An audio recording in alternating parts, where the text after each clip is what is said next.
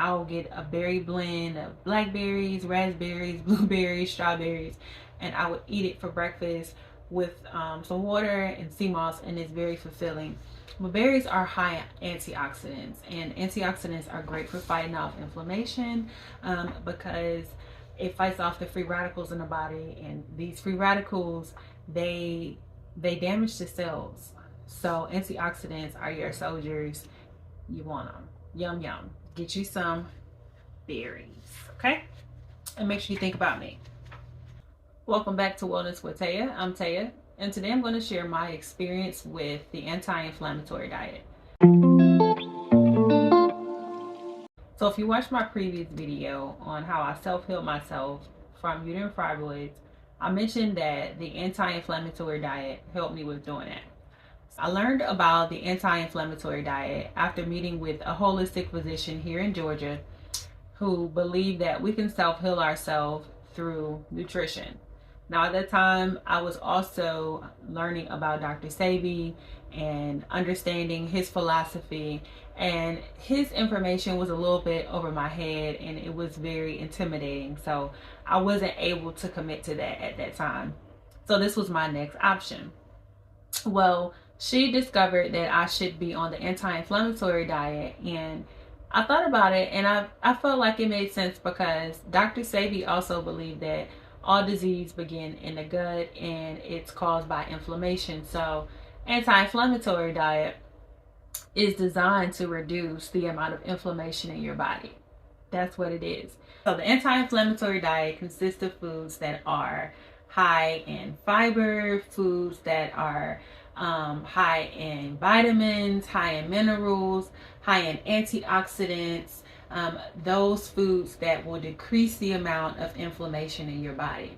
One of them in particular that I love, and I still consider it like one of my daily foods, like something that I eat consistently, if not every day, maybe every other day, are berries. Berries are loaded with antioxidants. Antioxidants are great for fighting off free radicals. Free radicals are what break down the cells in your body, and you want to strengthen your cells by giving you as many as antioxidants as you can. That's just one benefit of antioxidants. So I enjoy me a cup of berries for breakfast. I like a berry blend, blackberries, blueberries, a little bit of strawberries, and raspberries. Delicious. Okay? So now, some of the things in this book is not considered alkaline, but it's still considered anti-inflammatory food. So we all have inflammation in our body. We have good inflammation, which is designed to protect our tissues and our body from diseases. But sometimes we get too much inflammation in our body, and that's when you get different type of diseases. So that's what ultimately happened. I had too much inflammation, and by definition, fibroids are defined as like precancerous tissue cells. So like what's in it? It's pus, you know? Sometimes the fibroids burst on its own or pass through the body. So she provided me with this book, which is 30-Day Anti-Inflammatory Challenge. And I used this book as a guide to help me with doing the diet. I was able to do it for 30 days, and after that, it was easy for me to fully transition to fully alkaline. So I'm grateful for that. Now, some of the foods that we weren't allowed to eat were candy and junk food, of course, white potatoes, overly salty foods, processed foods, corn, dairy, grains, beans, including peanuts, and refined vegetable oils and refined sugar. So at the time, I was still kind of like a junk food vegan a little bit. And that was before I adopted my 80% 20% rule. So I have a rule where of everything that I eat, 80% of it must be good. And that's not if I'm not on the fast or if I'm not cleansing. 80% is good, and then I give myself 20% grace, right? So ultimately my good must outweigh the bad. Well, my bad was really just bad. I would drive through McDonald's drive through and get fries for myself and some sweet and sour sauce. It was just salty and processed. And I wasn't eating meat like that. I would eat fish here and there, but much of my protein came from beans. So I was really bloated all the time. Like my stomach was big. My youngest would always say, like, "Mommy, it looks like a baby's in your tummy," but I wasn't pregnant. I did look pregnant. So those are some of the foods that you're not allowed to eat. So what to expect, it depends on your diet. And of course, because I wasn't able to eat some of my favorite things, potatoes, beans, and sugar, I was very irritable. I will say what makes the experience better if you embrace it, and don't try to transfer it onto anyone else. This is an experience between you and the Most High, and this is very personal, so treat it as such. And I had my moments where I would transfer or try to transfer my discomfort onto my family. I wanted them to also make these same changes, and I was too forceful.